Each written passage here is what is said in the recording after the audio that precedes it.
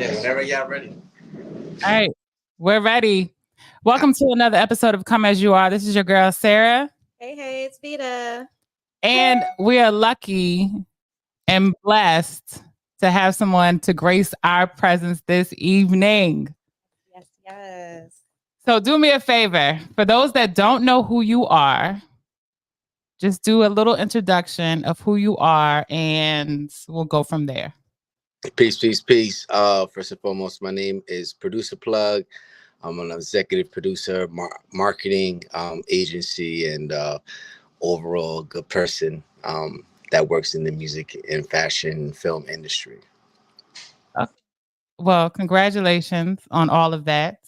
How long have you been in the game? Let's start from there. How Um, long have you been doing this?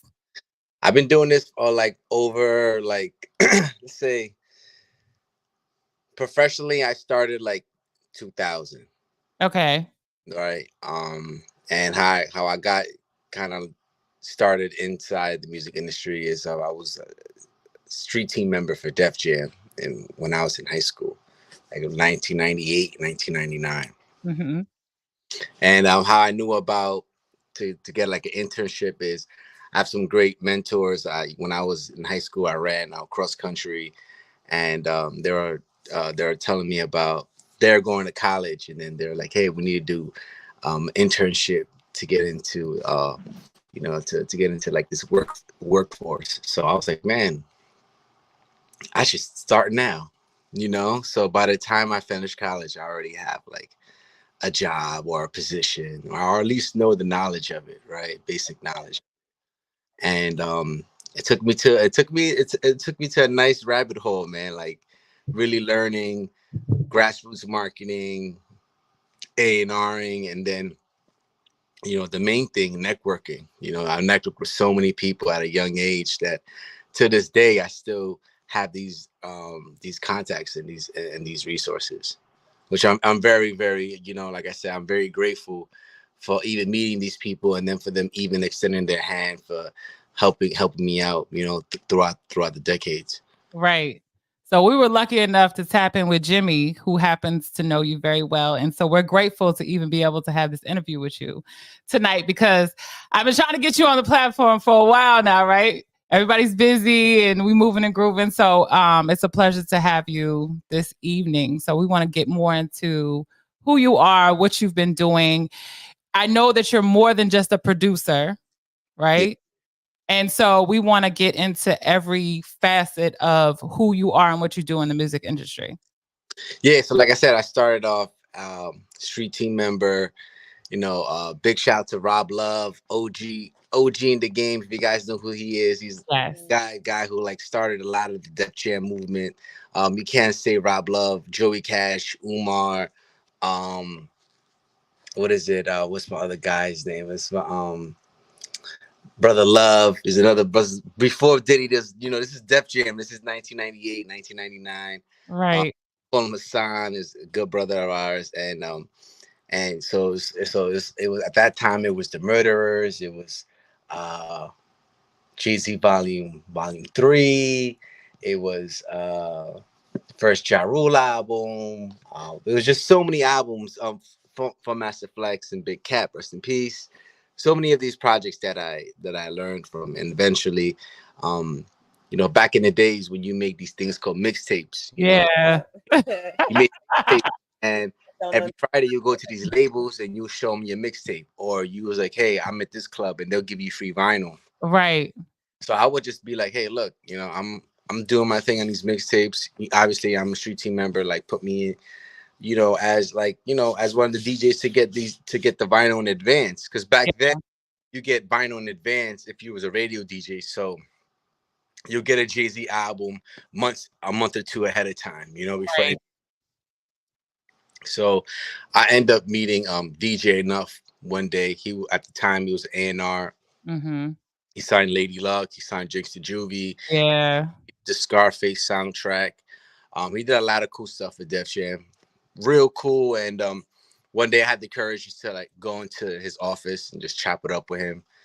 And he just gave me like a lot, between him and Rob Love, gave me a lot of pointers of like coming into offices and not feeling nervous. Right.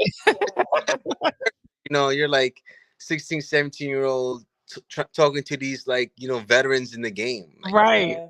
guys really put in great work.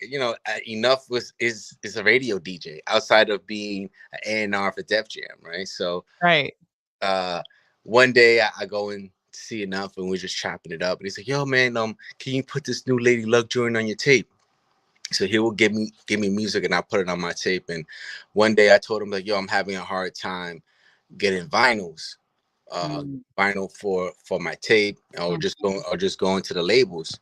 So he's like, who's giving you a hard time? I'm like, I'm having issue with Sony. I'm having issue with this Arista. So he's like, all right, we're gonna do this right now. So I got an hour, so I'm gonna help you out. So he called. There's he had a DJ. How can I say it? It's like a DJ record pool, right? It was called Okay.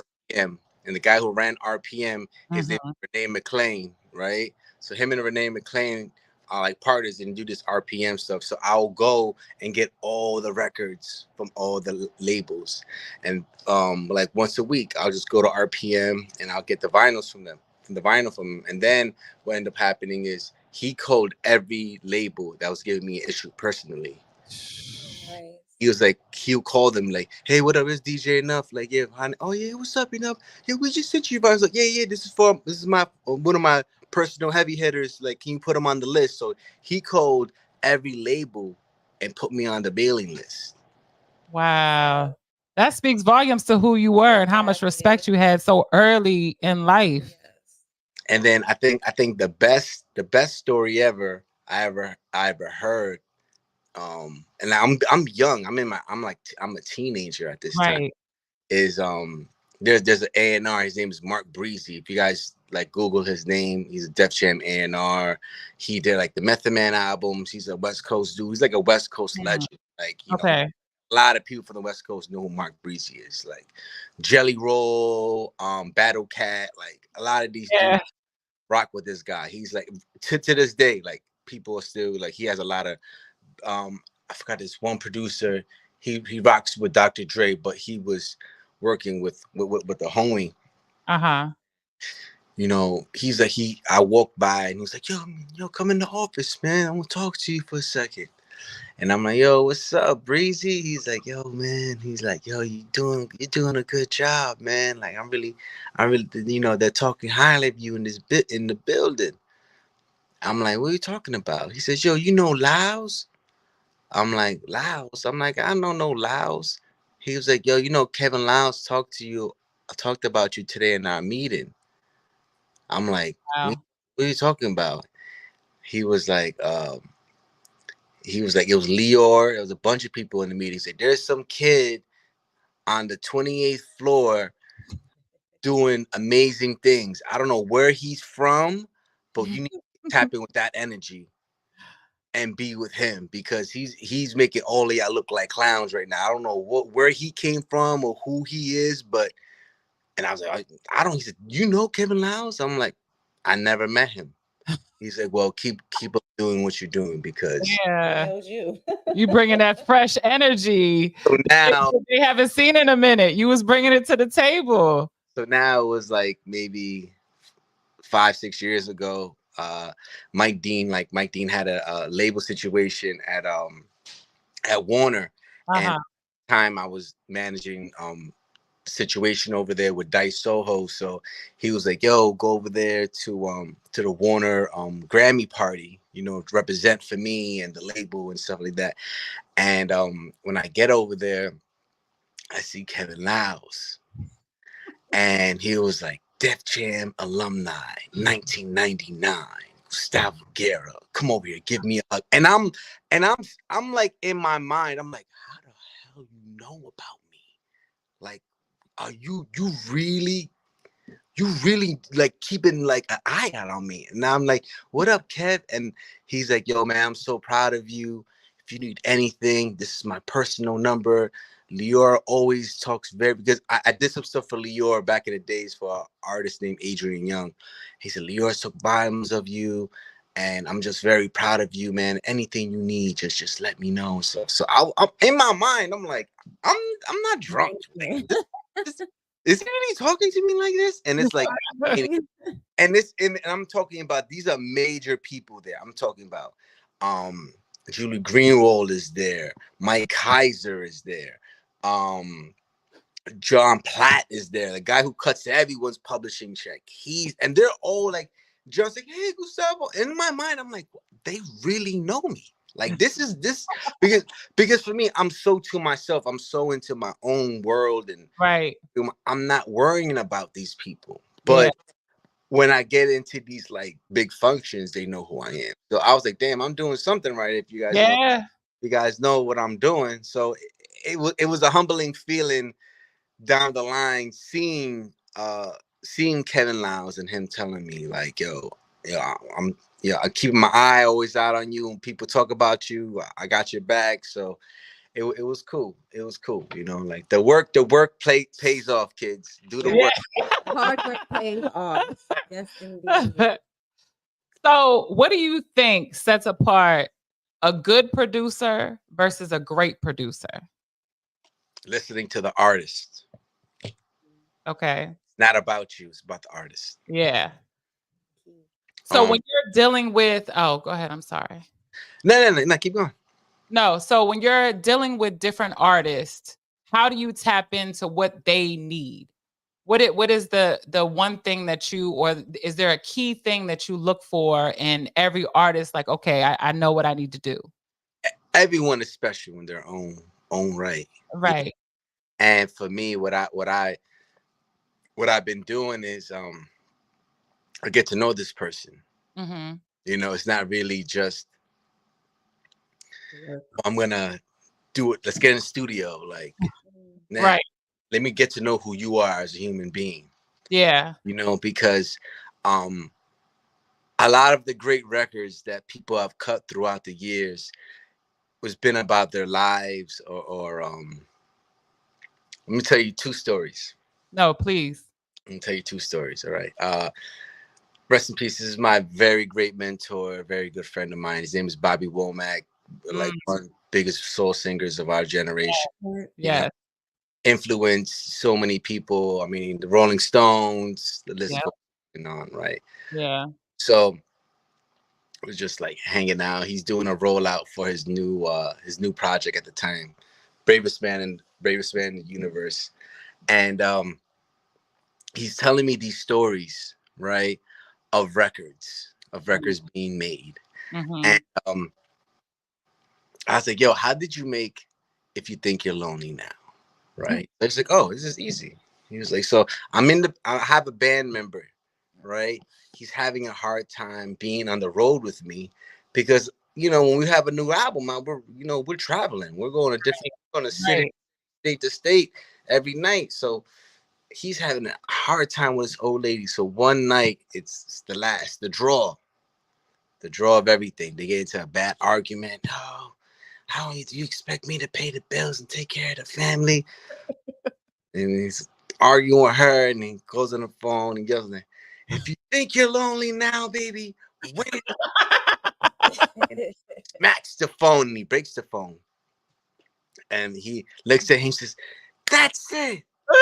That's it." And they go into the studio that night. Mind you, they just finished doing a show. It's like go into a studio and they cut the record. You think you're lonely? Dedication. That's dedication right there. Best time when so that's the first one. Right? So around this is a little bit more backtrack. This isn't around the time when Bobby he had he has some issues with him marrying Sam Cooke's wife, right? So he wasn't really in the industry. He wasn't really the most cleanest guy, right? Right. So, but Bobby was getting a lot of work on the low. He was ghostwriting for a lot of people, right?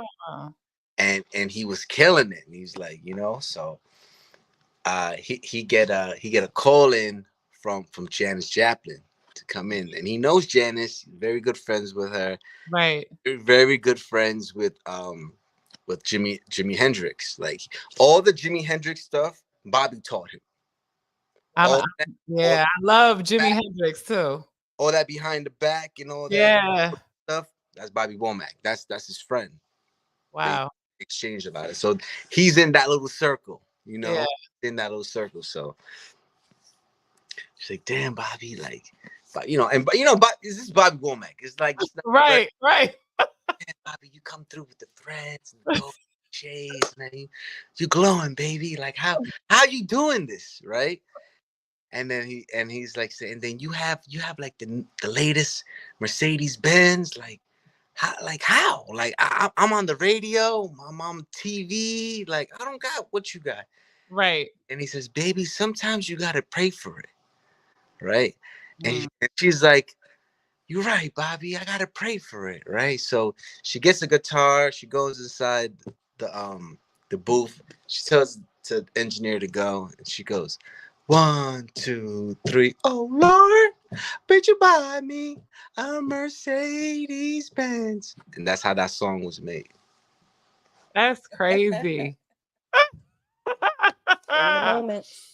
So when you start hearing these stories, like Yeah.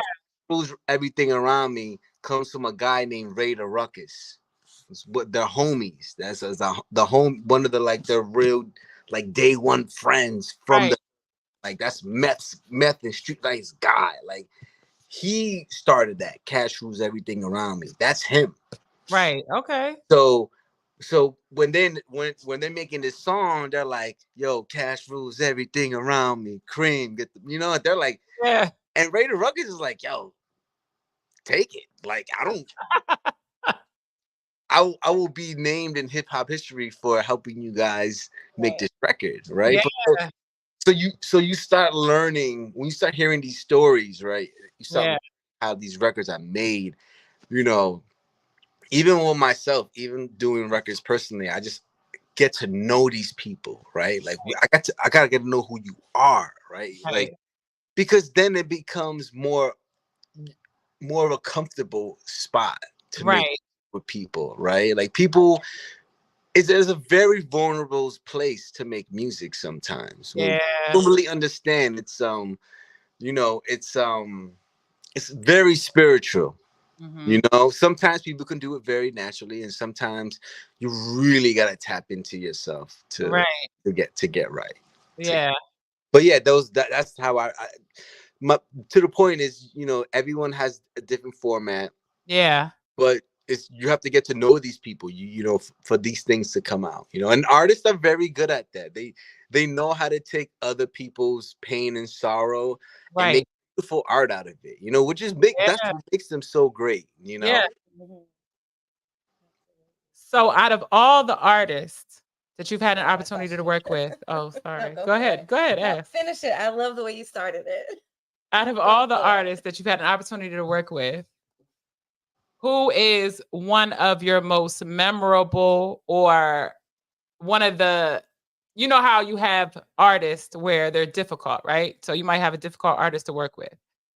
In your mind or in your journey, who was one of your easiest artists to work with, or you appreciated who they were to you? um Who was the most difficult? I've never had no difficult people. No? Is it because of Your your flow, how process easy and you how are. you go about with Because people? I'm difficult to work with too. Yeah? Oh, Okay. look at that smile. It goes hand in hand, you know um I think the best. I mean, I really can't talk about the future because I have Yeah, yeah, yeah. coming forward that I can't discuss at the moment. Right. Um, I I- mean, unless you just want to, because if you if, want to if, give us an We exclusive, won't tell anybody. we're not going to tell anybody. Just We the not people gonna that's tell watching on YouTube. They don't count right now. It's just you and I in the room. I mean, they can't. Nobody's gonna. Nobody, it's just us three in the room. I think for me, my best memory on making anything would be making God Walk on Water with my brother Killer Shah. Rest in peace. I think that's one of the best. Wow. Okay. Funny because Large Professor, man, thank you, man. I love you, Large, man. Yeah. he always we got on the phone a couple days ago, and he's like, "Man, you need to put God Walk on Water on vinyl, God. Like, you bugging. Everyone loves the album." And I'm like, wow, you really, and I told him, like, yo, our single, Come On, and The Other Side Masquerade, that single is like Right. $6 right now. He says, "Yes, I'm talking about." Like, yo, you bugging. Like, and I feel like it was the best album that I have. If I have to name one, is because he made the process so easy. Mm-hmm. He made the process so easy, and this was the first time, because I'm this is I'm very big on the sequence and the arrangement, and the order of the songs and all that. I'm for a very long time I was like, oh, I'm gonna spearhead it, and this is the first time ever in, like, within that little span of my career where he was like, I don't want you to do that. I'm gonna have DJ J Love do that. And I kind of was like, J Love, like, no, like, can't do that to me. Like, you gonna let J Love, like, me? Like, no way. So, but the one thing I learned was, like, man, this is the best. This is his album. This is his name. And if he wants J Love to do it, let him do the order. So, and he did the order, and I was like, wow, the order is way better. He was right. And it kind of humbled me, like it's the betterment of the album. Right. That's It's not about you, it's not your name. And I learned this from my professor. He always told me this, like, Gustavo, when the album come out, when I got to do the sound scan, they don't type in, you know, Gustavo or Phantom or, Plug. They Right. my name, and it comes in, like, so I always learned that, like, yo, make sure the artists, make them feel like, all right, man, this we taking this risk. So that album was very successful. God Walk on Water. I got one of that year. It was nominated. That year was the number one. It was the best underground hip hop album, and I was very proud of that. And I was very proud that he got to see that while he was alive. Right. Sometimes Awesome. you put out these albums Yeah. and they're classics, but you don't get the praise. Yeah. And that's the one thing too I wanted to talk to you guys about as well. And for, like, future executives and creatives and people like that, look, guys, there's something called a retrospective, right? A Right. retrospective is 10 to 20 years of work of your life, right? Mm-hmm. Or even more. It can be 30 to 40. It's a Right.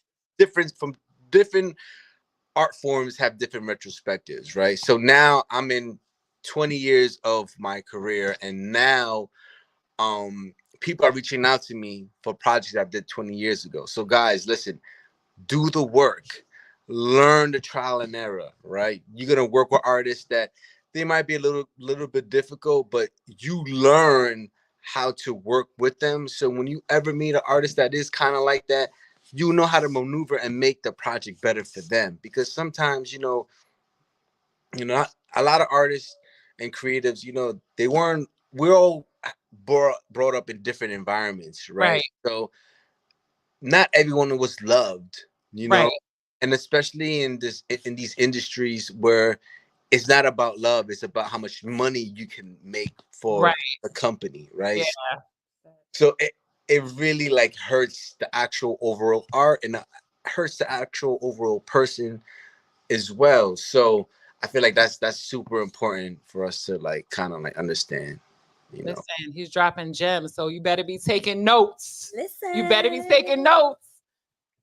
Okay, so do you think growing up in New York gave you an opportunity to be able to network the way that you're able to get? Do you think it's a little easier? Well, growing up in that time, Uh-huh. Right. helped me so much, because in that time, we didn't have no social media. Right. We just had the beginning, the infancy of, the internet, the AOL chat rooms, if you guys know what I'm talking about, Yes. Black Planet and things like that. You know what I'm saying? Like, Yeah. so it's like, we wasn't really stuck on the internet. And remember, we had, like, our internet was connected to our phone, so it was that busy line if you didn't have two Right. lines of internet. So we wasn't really stuck on it. Right. But like, yeah, man, like it was like super important for me to take that train, take the 7 train and see, the Fun Factory, which is 5 points. It's a mile long building with graffiti on it.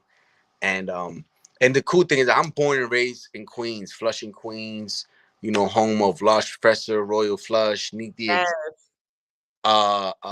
Dreads from Black Sheep, like so many great people, right?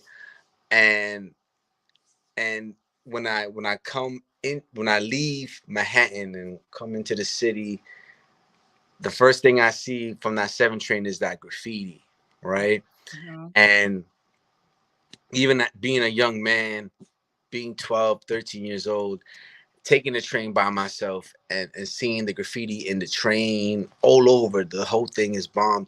I feel like it gives me so much an advantage than anyone else because I actually lived that life. I actually live what these kids want to be. Like I was actually wearing jabos. I was I was actually buying clue tapes on Canal Street. I was actually going to the hut on 125th Street to get my mixtapes. I was going to get the SNS tapes. I was going to get the Kid Capri tapes. Like I was gonna get the CDs. I was going. I was just doing it. I was going to Bakinas all the way downtown on Houston Street. Like this was my life, being a New Yorker. Like, going to Yellow Rat Bastard, going to Atrium, going to Transit, like this is how I lived as a kid, Right. and it's so funny, like as a man now, my son, he's 10 years old, and I'm like, damn, what is he gonna be doing at my like my parents are like super. My parents, I don't know how my parents did not like my maybe because I ran track and they good in school, they really didn't bother me as much. Right. Okay, yeah. But they're like, I'll come home at like 11, 12 o'clock at night, and they're like, what are you doing? So that me being in the street Yeah. help, and just being, I wasn't like doing nothing wrong. I Right. wasn't now. I wasn't being a bad kid. I just wanted to see what New York was about at that time, and it was a great place, and it helps me a lot because when I'm in these like major sessions, I Mhm. just really tap back into my New York, uh to that time, Right. that 90s era, and that helps my ear, my conditions my ear so much. Like, yeah, so being a New Yorker, like, it helps my everything. Like my if I wasn't from New York, I wouldn't be who I am today. It's a very essential thing right now. Yeah. Okay. What do you think has allowed you to continue to be so successful? Because music changes, artists change. So, how do you think it has, or what is your like golden thing that has kept you so successful? I mean, and people people like Mike Caruso's Ghostface manager, between him and Enough, uh they really just told me to kind of help the next youth, the next people, find the next talent, find the next executive, find the next producers, and help them and guide them just like how they guided me, and I'm, like I said, I'm very, very grateful for them. Even people like James Ellis, who's Method Man and Redman's manager. Like, Right. the dude gave me a shot to do a Redman mixtape. It's called Ill at Will Volume 2. I Mm. I introduced him into the online world, how to sell mixtapes online. And he basically, after I did a great job for him, he said, "Oh, you want to work with Meth?" And I was like, "Nah, I'm gonna work with Street Life." And he was kind of shocked that I even wanted to work with Street Life. Right. Like, he was thinking like, "All right, cool, just work with the bigger artists." And that relationship, it has been 25 years up and still going. Like, that's my brother for life. He always made sure I was good. And it's just like I said, relationships and good people, man. And, Yeah. and helping people and not giving up. Sometimes, Right. um sometimes as doing work in this business, you kind of get fed up with people like, oh man, just Yeah. can't deal with you. And like I also learned, like, sometimes you just gotta, like, yo, let's do this together. Let I'm here for you. Like, what I Right. mean? Like, maybe you didn't have that. Maybe there's someone to like guide you. Let's see what happens. And 95% of the time, man, it goes well.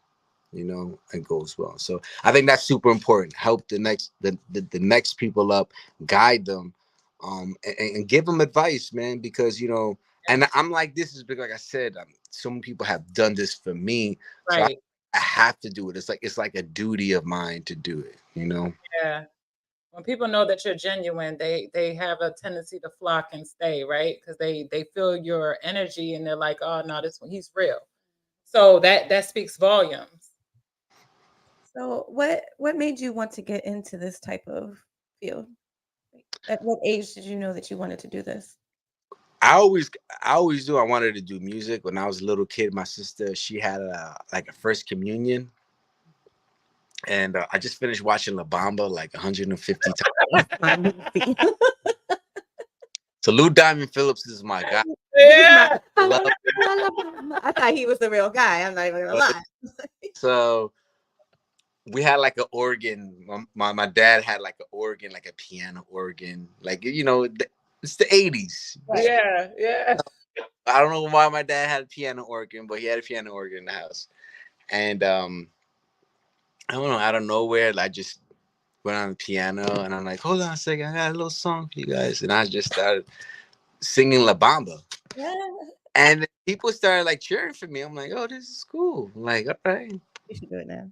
So I just kind of like really didn't pay it no mind. And then in high school, my friend, my sister's friend, Sheila Reyes, uh, she had a birthday party. I think it was like her quinceañera or something like that. And her brother was DJing, DJ Turntablist Kev. It's my boy, my mentor, my first ever mentor. Like, I had funny mentors, but this is my first ever musical mentor, right? Okay. And I'm seeing him DJ this party, and I'm like, damn, man, this is dope. Like, I want to learn how to do this. I want to learn how to DJ. So the next day, like, I cut class. Kids don't cut class. Don't cut class. All right, cut class. I go to her house and ring the doorbell, and he's there. He's like, "What are you doing here? You should be in school." I'm like, "Yo, listen, don't worry about none of that. Teach me how to DJ."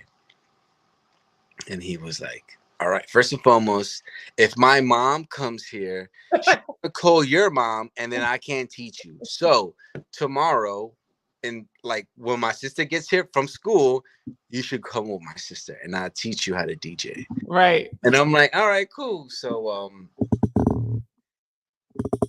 I go to his house. And he's like, "You know anything about DJing?" And I'm like, "No."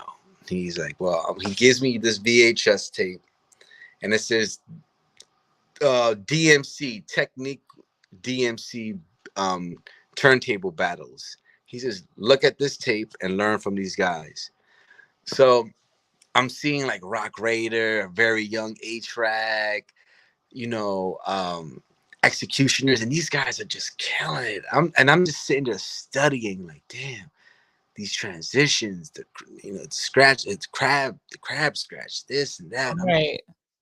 I'm learning, but the first thing he's teaching me is how to beat juggle, I use off the books, like, because it's a very, very simple, very simple count. 1, 2, 3, 4. 1, 2, 3, 4. That's what it is. You gotta learn to count. Right. For the count, you gotta match, and then you got. So I'm learning how to use it, and that's how I kind of all started. Like, me DJing. Like, DJing is what opened everything. My whole career, I really say, is because the reason why I'm good at music is because I'm a DJ. If I didn't learn how to DJ, I will say cold heartedly, I would not be that good at music. Mm. Okay. I think it was at a organ piano your dad had in the house. Yeah, he's like an organ piano. Okay. You spoke about your son, right? How well is balancing being in the industry and family? Or Man, how bring, easy is it for you? I bring him everywhere with me. Okay. That's good. I bring him everywhere with me because I want. Because the one thing I learned as my father, he's he had a home improvement business, so I went to work with him and seeing what he has done. So I bring my son. Let me tell you a story for that. My son was 8 months old. He was just born, right? And at that time, I was working for RZA's label called Soul Temple. And we had an artist named Adrian Young, a very brilliant composer. He has something called Jazz is Dead with Ali Shaheed Muhammad right now. They have a group. And and he just finished doing a deal with Leo to do his publishing. Jay-Z sampled him for Magna Carta for two of the records, Cold Heaven and Picasso Baby. So this is major because we just finished doing a deal with Adrian. We just finished putting out an album out on him with Ghostface, which is super successful. Uh, Yeah. it's called 12 Reasons to Die. We was on Hits Daily Double. It's like we sold 10,000 users first week independent. We're like really moving the needle, and RZA's super happy about all of this, right? Yeah. Um, so Adrian calls me, hey, listen, you ready for tomorrow? I'm like, yeah. He's like, all right, look, this is big time now. It's Lior. Like, you did great with the Phonics album. You did great with the Ghost album. Like, now it's time to like show him that who you are. Mind you, Ghostface always said to me, Lior is like George Steinbrenner, like Def Jam, the Yankees. Right. He told me Right. that like, it's the Yankees, bro. Like it's the Yankees. So I always remember him telling me that. So I'm like, all right. So the day of the meeting, it's 6 in the morning. I get a call from Bob Perry. Yo, I can't make it. My car broke down. Please, like you have everything. You're prepared. I trust you. This is not your first time doing it. Leor is just a regular person. And I'm like, Bob, this is Leor Cohen. This is not like anyone else I've dealt with before. He's like, Gustavo, you got this. You have done this. You sat in front of all these executive people and all our meetings. Don't worry about it. So I'm like, cool. So wifey goes to work. It's like 7 in the morning. I have to meet them at 9. I call my babysitter. Griselda, I have a meeting. Can you come a little bit early? Oh, I'm gonna come. I'm gonna come early. So 30 minutes later, she's not showing up. I'm like, yo, what is going on? Call her up. Oh, I can't make it. I'm so sorry. I'm like, oh man. So I call my mentor Ro. I'm like, Ro, I gotta see Lior. Got my son with me. The babysitter canceled. He's like, bring your son to the meeting. I'm like, what? I'm like, bro, this is Lior Cohen. This is not like. He's like, Gustavo, remember I worked for Lior. Remember I did a Dina Howard. He's like, Lior's gonna see you bring your child and see that you're a family man. Mm. He says, that's what you are. You're a family man. You're not out here in the streets running around. So I'm like, all right. So I go, mind you, my son's 8 months old. I'm Right. through with son in. I see Therese, who basically runs 300 right now, who was Lior's like right hand woman, right? Right. And she's like, "Oh my God, you brought your kid. Adrian brought his kid too. He should have brought. We should just had all the kids in the room. We had a meeting." So Lior comes in. Oh my God, more life, more life. Teresa, please bring some hot water for the baby. Where's the bottle? Bring the hot water so we put it in for the baby. Bring more life. Oh, this is so beautiful. Adrian, you should have left your kids here. So I'm like in my mind, I'm like, damn, Leor's not tripping. Leo ain't tripping. So I'm doing this whole presentation for Adrian's new project, and I have my son I'm feeding him with the bottle, doing his presentation, right? And not one time my son cried, right? And and then from there, from that day on, every meeting I've ever done, big meeting, I always brought him with me. Oh, your good luck charm. There you go. I always brought my son with me. Oh, I love that. Because and then Ro calls me after and he says, "How was the meeting?" I say, "Oh, it's great. Lior loved it." And he's like, and he said, "Did Lior pay you?" He was like, "Yeah, Lior gave me my check. Lior cut me my check right there." He says, "Lior don't cut checks direct sometimes, brother." That one. Mm. So so it it's very important, like you have to um and I always had great advice from like brothers like Street Life and Ghostface, and they always told me like, yo man, put your family first, man. Like go to Yeah. those celebrations, go to the whatever soccer game, go to the ever first art thing, first violin lesson. Like they have taught me so much because they have lived so much life and have Right. had to put the clan first over their family. You know Yeah. what I'm saying? And they kind of like were telling me like, bro, go. Like, Right. don't worry about. And it is cool. My boy King Tech, like he's a ill dude. And he told me one day, he says, "Bro, you're cool. You're friends with Ghostface. I don't even know him like that." And I had to like realize like he's my friend. Like Yeah. it's it's not like, oh, like yeah, to me, it's just Starks, you know what I Right. mean? But to the world, Yeah, that's Ghostface, yeah. best hip hop artist of all time, Yeah. right?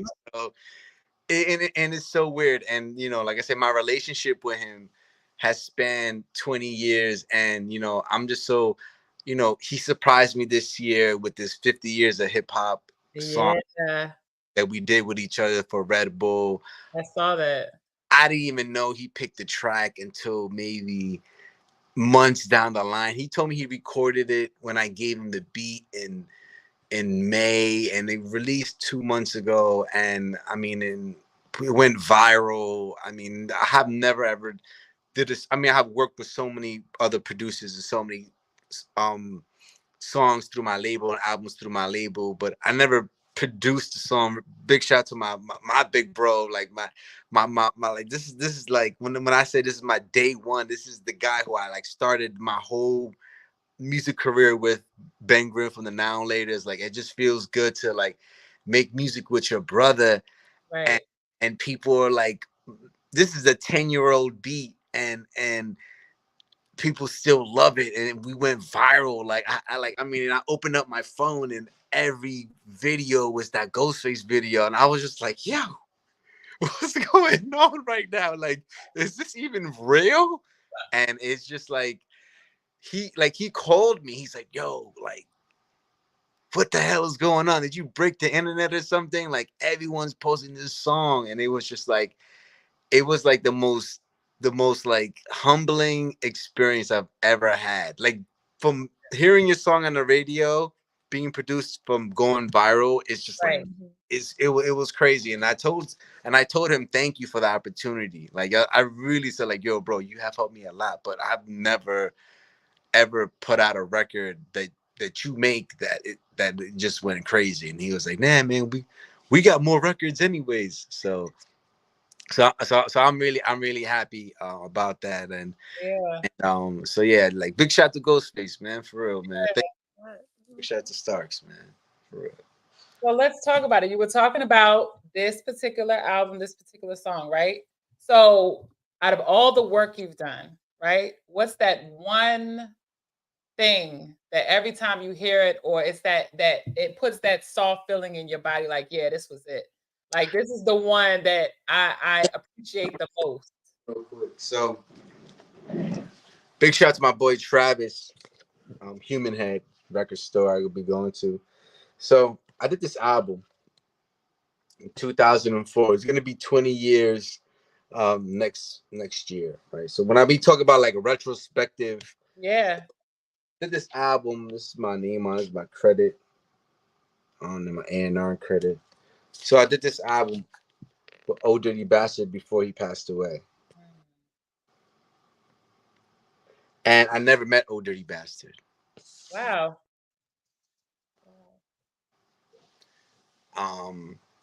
What ended up happening is, like I said, my relationships over at Def Jam. I end up working. End up working over at Bloodline on DMX's label, rest in peace to X, and with his brother Joe Barker, and at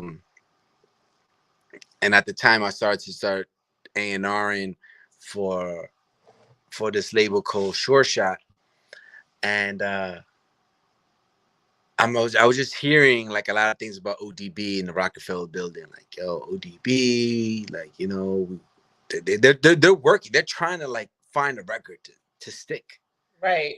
Just trying to find something, but when you're dealing with like the major labels and all that, man, it's like it's not really about the artist. It's about them trying to find that one record to make the millions, to let that big system work your record, right? Right. And and personally, I was like, man, that's not gonna work for Old Dirty Bastard. He's not that type of artist,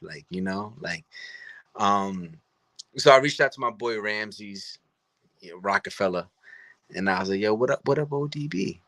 And he was like, he's like, yo, they're trying to, trying to find. So I was like, yo, look, I'm working at this record label. Let me do an incubation deal where, we'll put out we'll work with Old Dirty Bastard. We'll get some records with him. We'll get him popping on the indie level. We'll get him back acclimated, and then we do all the work. We're doing all the work. We're doing all the marketing. We're doing the promo. We're getting him back hot again. We're basically doing artist development for right. this time, basically. You know what I mean? And so I'm gonna link you for my boy Big Face Gary. So cool, Big Face. We all link up. Me, Chris Landry, the guy who owns Short Shot, and basically he's like, yeah, let's do this deal. So they do the deal. They get Dame Dash to sign off, and a few months pass off, and then ODB passes away from a drug overdose. But I was getting vocals from Royal Flush, big salute to Royal Flush, Yeah. and from Big Face. So we just, we had like early Mark Ronson. This is 2004. This is before, Amy Winehouse and all the other stuff he was doing. Yeah. K-Def, we have Premiere on it. Dame Grease is on it. But yeah, this is to me like this is like my Grammy. This is like my jewelry, because like when you look, it's crazy because I cried when I found this record, because I never got this. Chris never gave me this vinyl, and I was digging, and that's the cool thing about digging for records. Yeah. I was digging, and I seen it, and the owner of Human Head, he said, "Are you crying?" And I'm like, "Yeah." And he's like, "Bro, you can keep the record." And I was, and I showed him my name, and he's like, "Yo, you worked with Od. Who do you not work with?" Because he knows me, like he knows who Lost Professor. He knows like my story. He knows that I'm just very to myself. I dig for my records. I dig records for my record store. I do my little online record stuff, and this is my life. Like I'm very kind of like to myself right now. Maybe 10 years ago I was a little bit more wilder, but now it's reserved and stuff like that. But when he seen this, he just like, "Here, I'm not even charging you. Just take it." Like he's like, he's like, "Whoa, bro! Like, did not know you did something with O.J. Bastard." And the crazy part about it is they call it's weird, man. It's like they call Old Dirty Bastard like the soul of Wu-Tang, right? And I kind of been helping these guys for such a long time, so I kind of feel like I'm like kind of like the soul helping them with so much of their music. You know? It's kind of weird. I've been thinking about that lately, especially with the whole old dirty bastard connection. You know. Yeah. So I'm like I said, I'm very grateful for being under that banner, being, you know, doing the Wu-Tang album. Saga Continues, being the A&R for that album.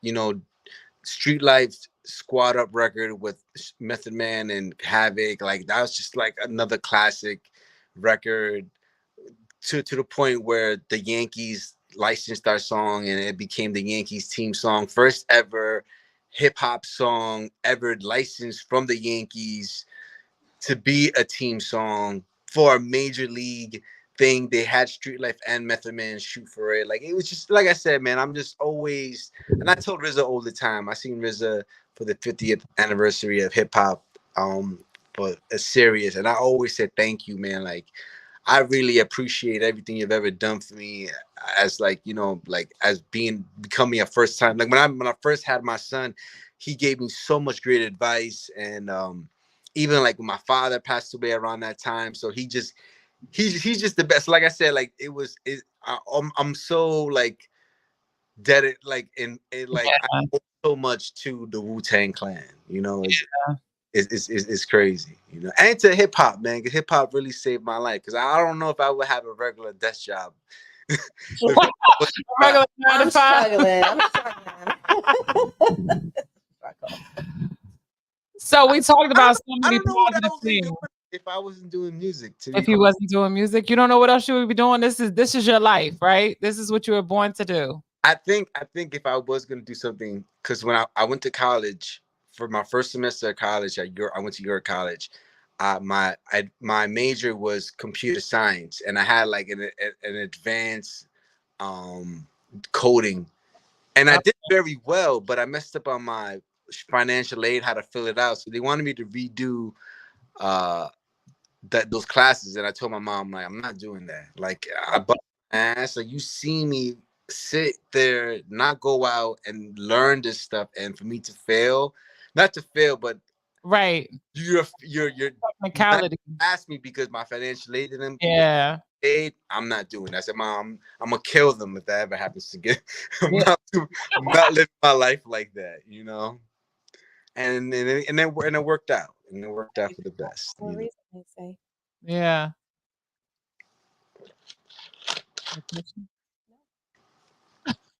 Okay, so we talked about a lot of positive, right? Yeah. And everything looks good on the surface, right? But what's the biggest struggle that you've seen yourself have in getting to this stage? Like the biggest roadblock? Oh man. Man, kids, don't drink alcohol, man. Mhm. Don't drink alcohol, man. It will destroy you, it will destroy your family. You might think it's cool. Um, but yeah, I stopped drinking almost 7 years ago. It Congrats. was the best decision of my life. You know, as you guys know, being a DJ, you're always drinking. If you're in the club, Yep. Everybody buying you drinks, bringing you everyone's buying drinks, getting them drinks. for free. DJ the bottle, buy the DJ. So I'm DJing. I'm always getting drinks and all that, and you know, and and yeah, man, it was just you know, it's weird because you don't think you're an alcoholic because you just, you know, all right, it's 5 o'clock. I'm gonna go out have drinks with my friends. Cause so Right. throughout the day, you're not drinking, you Right. working. So like, Yeah.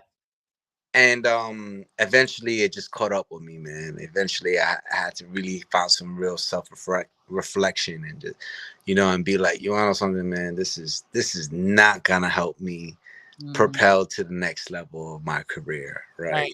Really hurting me. I'm hurting my friends, I'm hurting my family. um I should just need to chill out. And Yeah. this is the best decision I ever did. And then there's a lot of people as well that struggle with this, Yeah.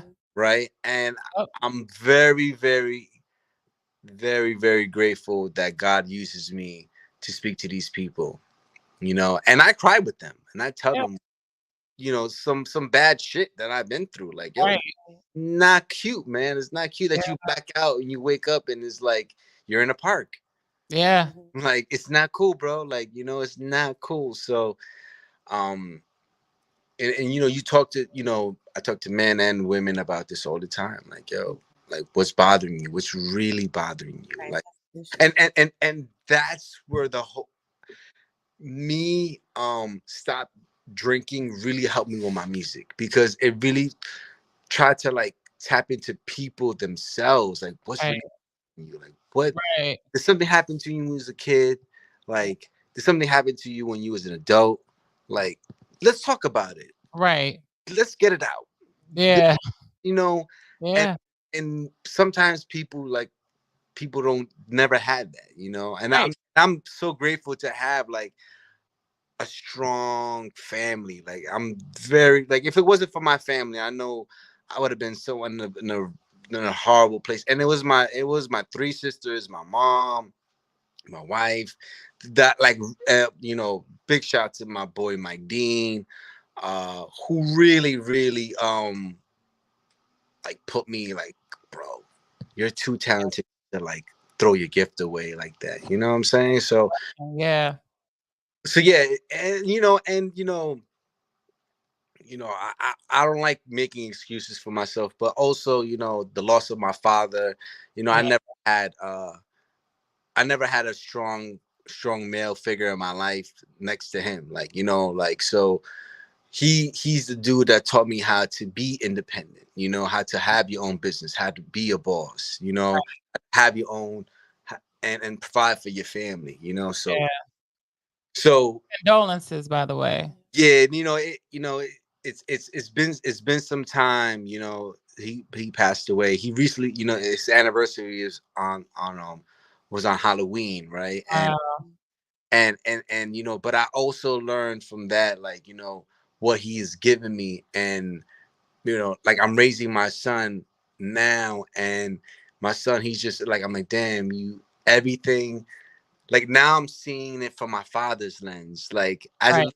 as a child. But we don't really see what our parents do for us, the sacrifices, things that they don't want to do, like the late Right. night work things, they don't know. No. But now it's now I see what my dad is seeing, because I remember my dad used to take me out to eat, and he would just smile, and I'm like, why are you smiling for? He says, I'm just happy to see you eat. And I do the same thing now. Like, I take him out to the cat, but sit down. This kid will have this big ass sandwich. He keeps and he's like, why are you smiling, Dad? I'm like, I'm just happy to see you eat. And Yeah. it's like, I this is what life's about, right? Like, Yeah. oh, Little things. you know, the music, the all that, my friend, he told me something, and I'm gonna steal his motto. Nick, I'm stealing your motto. I don't want the fame. Just give me the fortune. There you go. Yeah. I want to take care of my family, man. I want to take care of these people, man. Yeah. That's amazing. And help my community. That's the one thing I learned. I always help my community, but the one thing I learned during COVID, I have seen my city go through some of the hardest times, and Yeah. through God's will and through God's power, man, I have helped so many people throughout the whole in different states, through a Yeah. food distribution, and supplying people, with finances to help them, combat what we're going through. And Right. I'm just grateful that I've helped so many people during that time, man. People that have, yo, man, I remember, it was like 8 o'clock at night, and I just finished giving a family what the bag of food. So it's like, Mhm. it's milk, it's like water, it's like meats, vegetables, fruits, and then we put it in a nice bag and we give it to these families. Right. And the family come, the lady with her son, and she's like, "Oh, am I too late?" And I told her, like, "Oh, I just gave the last." And I said, "Hey, let me go buy you dinner, right? At least, because if you come here to food." She's like, "No, no, no." I bought her dinner. I told her to come back the next day. When I woke up, I told my son what happened. Like, look, I couldn't give these people food. I said, look, you have a luxury that you can eat. You have your parents. You have two living parents that Yep. take care of you. You know, I said that kid, even though he ate, but he doesn't have food for tomorrow for today. Right. Mhm. You know, and and that helped me a lot. I felt way better as a man that I can help that family, right? Because the main thing is, that kid might be a future president. Yeah. That kid might be a future lawyer, right? And what he got from that is that, wow, someone cares about me, Yep. Absolutely. right? Maybe that school teacher didn't care about him, but maybe him seeing a person of his same skin color, Yeah. Right. Right. you know, and care about his mother and care about his family. And I feel like we have to be a little bit more compassionate. I know right now in these times it's hard, man. Like, Yeah. to It raise is. a family, the economy, interest rates and inflation and all that, man. It's hard. We should, we just finished doing a coat drive at the Yeah. record I store. did see that. Big shout to the floor, big shout to Jay Garcia. They Mhm. did an amazing thing, man. Like, really give back to the people of LES. And you gotta lead by example sometimes, Yeah. Yeah. and show people like, hey, look, we do have big hearts here in New York. We're not all rude, you know, Right. it's part of our nature, Yeah. but we give back, man. And I think is that's the one thing I learned about in hip hop and in life, man. You gotta give back and you gotta help people sometimes. Yeah. Not you gotta help people all the time, not sometimes. Yeah. All the time. Yeah. All the time. Yeah. So I know you do beat battles, right? Yeah, yeah, yeah, yeah. So let's talk about it. What's the one thing that you want people to realize when they're battling that they need to be prepared for? All right. First and foremost, tomorrow it's gonna be my 5-year anniversary of Producer Plug. Congratulations. 5 years I started. Congratulations. Uh, it's pretty cool, man. 5 years. I started Producer Plug because a lot of my friends were getting. They were, the music industry is funny, man. People want to own part of your publishing. There's always something, right? Mm. And I was like, yo, man, why is there a disconnect between the generations, right? Like, why Right. these young producers don't know about Marley Marl, Larry Scott, and I mean, yeah, Larry Smith. Why do they know about Paul C, 45 King, rest in peace? Like, why do these young kids know about it? So I said, let me start a beat battle, and I'll get the OGs to judge. Right. You know what I mean? So, because maybe they need maybe the OGs need some inspiration. Maybe these kids might give them like a spark or something like that. Like, oh man, Yeah. me or something. So, our first beat battle, we had Ben Grimm from Now and Latest that who we did the track with Ghost, Ron Browse, Red Spider, incredible producer, DJ J Love. He's also a DJ, and Large Professor. That was the first beat battle I did, That's dope. and from there on, it just grew, and people started to, people just started to starts like every month they just came, and it started building up. But how it really blew up was during the pandemic. I was the only producer platform to have uh big shout out to my big, like, this guy is like huge influence on me into me being in the tech game right now. His name is Steve Gobley. He has a program called Shindig. Uh, if you guys don't know who Steve Gobley is, he's the guy who started TBT Records, Oh, okay. one of the biggest, record independent record label owners of all time. The guy signed Shakira, Pitbull, Nine Inch Nails, Little John, Mike Geronimo, Irv Gotti, Royal Flush. Like the guy is a problem. The Right. guy's a problem. So maybe early 2012, he started Shindig, which is a very first version of Zoom, you know, and during the pandemic, a lot of people are hitting me up. Yo, what's up? When are we doing a beat battle? This, that, and the third. And I call Steve. I'm like, look, I want to do this beat battle, virtual beat battle. I got this guy, Mike Dean. He's like producer for Selena, Tupac, Scarface, Kanye, Travis Scott. Like, we're gonna have and um and we should be good. Like, Right. it's gonna be like popping. Right. And yeah, man, like that's it. Like we did that one beat battle. Jimmy Age. He Yeah. was in that, Yep. and it took 2 weekends. That's how many people registered for the Wow. beat battle. And it was cool because during that beat battle, Jimmy was in the second round. Yep. He lost in the second round, but um, Mike Dean was like, "Yo, that beat that I like that sample. Send me that sample." You know. Yeah. So the whole point of the the beat battle was people to kind of get familiar. So Jimmy, even though Jimmy lost, but Mike liked that sample. Yeah. So that's the relationship. Now, Right.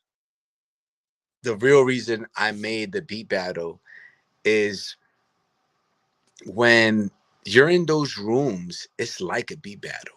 Right. When you're in the room with Kanye, if you're not bringing that fire, you outdoor. Right. I don't, there's a lot of producer platforms as of late that they just wanna play beats and Right. cool.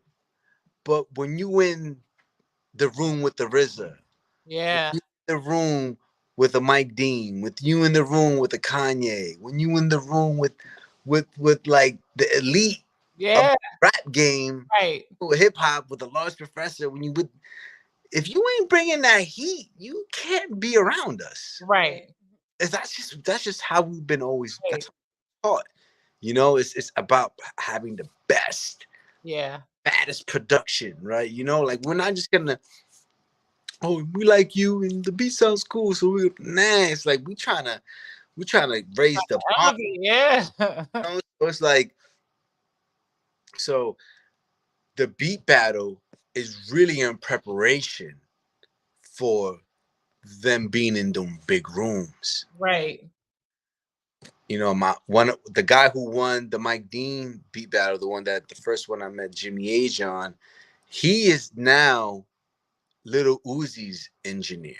Wow. And he recently told me, he says, bro, if it was for the beat battles, if it wasn't for you coaching me, mentoring me, telling me how the industry thing is gonna work, um, I would have never gone so far. So I thank you. So, and for me, that's my Grammy. Yeah. Jimmy Age coming out with a phenomenal album. Yep. That's my Grammy. I'm, Yeah. I'm not worrying about accolades and titles. Those things can get stripped and taken away from you. Right. Kanye showed us that, right? What I really care about is this community and how we can help each other. Right. Doing podcasts like this, Yeah. let people know what's going on. And I just finished talking to someone as of recent. I was like, yo, man, I don't want to do big media. I'd rather do interviews like this. Yeah. Because I feel like it's I want you guys to shine. Like, More Right. to the Right. direct people. these people are making millions of dollars already. Right. Right. Like, you could, like, if we ever, like, comes down to, like, oh shoot, like, I just hit Thelma and Louise real quick, like, look, boom, hit y'all, like, yo, let's get it going. I don't need to call Barbara Walters. I got Sarah. Like I'm Yeah. good. You know what I mean? Like, and I feel like that's what, you know, we need to start doing. We need to complimenting each other more as a absolutely. culture, you know? Absolutely. Greatly appreciate your presence tonight. Yeah. So we're not going to hold you any longer. I know we have taken up a lot of your time, but this interview was amazing. Great. And listening to the stories and being able to tap into who you are, the authenticity. Thank you. Let me get my words together. That you provided tonight was amazing. It was So great. thank you. Thank you. Great. Thank you. I appreciate But before we leave, allow people to know where you are, where they can tap into you, how they can possibly be a part of the beat battles or try to work with you or try to get mentorship or whatever they're looking for. Yeah, like I said, you guys can, all my producer plug platforms is producer plug the letter U, like U and I, like university, but U and I. So Okay. producer plug U and I, like you and Yeah, I love it. You and I, like UNITY.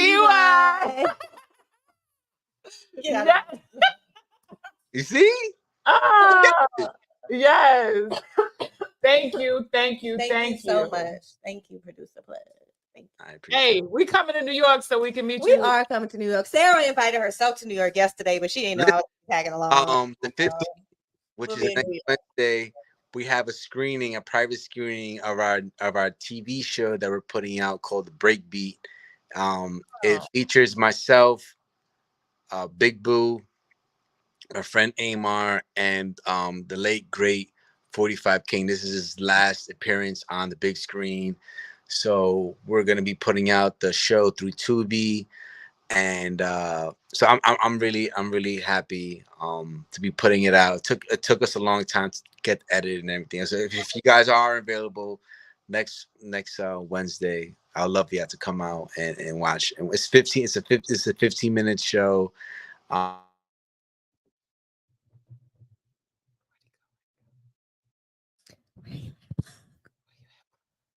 Hey, yo, Plug. Somebody's calling him right now. Yep. Somebody's calling you. Well, damn. I might have to take off a little. Yeah. Listen, so thank you. We lost Plug, but it was an amazing interview. And if you were able to listen and tap in and watch us live, thank you for joining us this evening. Did I lose you guys? My bad. There you are. You're back. Listen, you're back. You're back. People are calling my phone, man. Yeah, listen. Definitely went next Wednesday. I'm gonna send you a message. Send you the invite. And we're gonna try to see if we can make it. Take that drive. I'm down. I'm down for a good drive. Okay. I'm gonna give y'all a good time. Yeah, I appreciate that. Thank you. I'm gonna text y'all the Yeah, send me the details. The information. Appreciate you. Thank you so much. Thank you, man. I really appreciate you. This is amazing. Thank you. Son back there. He might be somewhere in the vicinity. Good night, son. All right, take it easy. Bye. And we out.